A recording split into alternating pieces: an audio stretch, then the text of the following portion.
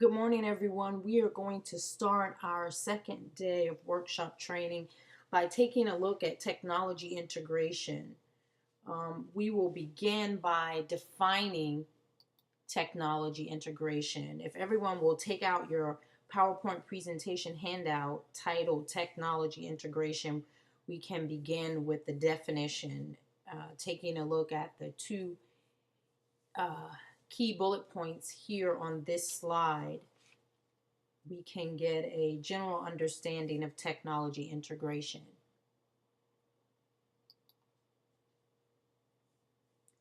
And here we're going to take a look at a couple of bullet points for effective technology integration.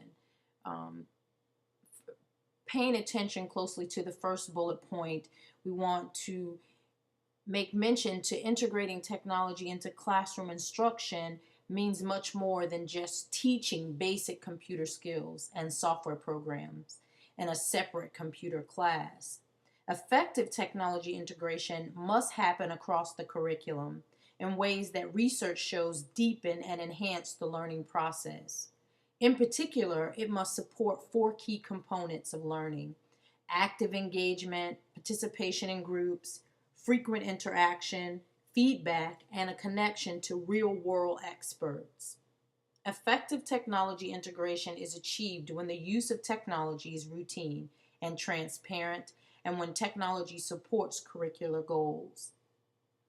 And if you'll now focus on the second bullet point in your handout, it talks a little bit about what our responsibility and our obligations are. And technology will play a big part in that reform. Also, we must keep in mind during these difficult economical times when school budgets are being cut in almost every district that it is not availability of technology that will make the difference. It is the teacher's effective use of technology that will make the difference. That is why we are here today, not only to learn about technology integration, but to learn how to use it effectively in our classroom.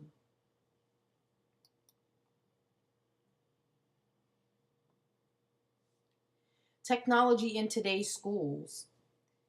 If you take a look at the bullet points that are there on your slide, you are getting a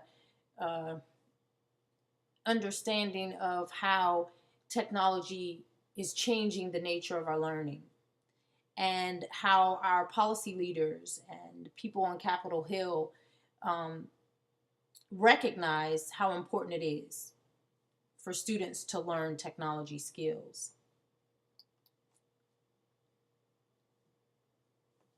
Here I want to zone in on a few key points in this particular slide.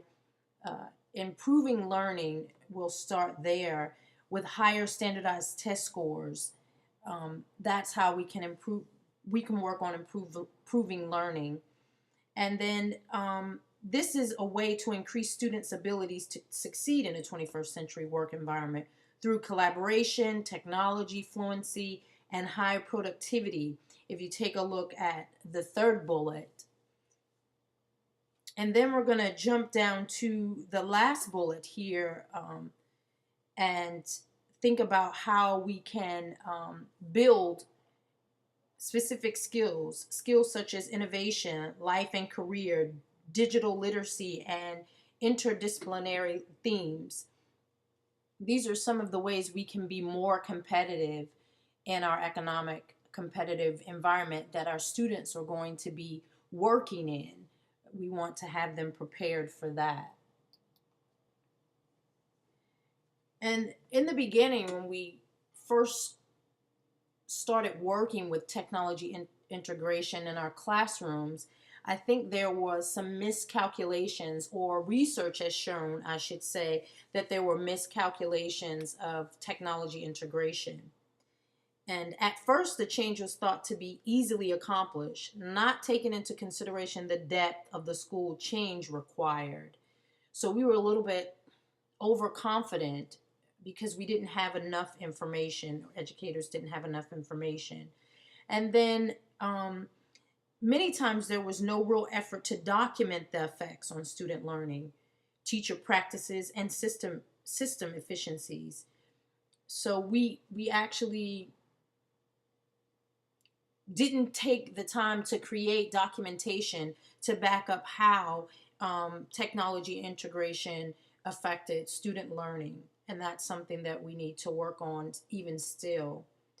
And then we're going to go down to bullet point 4, um, not being able to tap into the Web 2.0.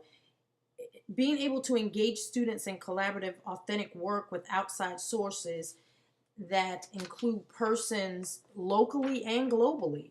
It's important that our students also experience a global learning, if at all possible, when we're using technology in the classroom.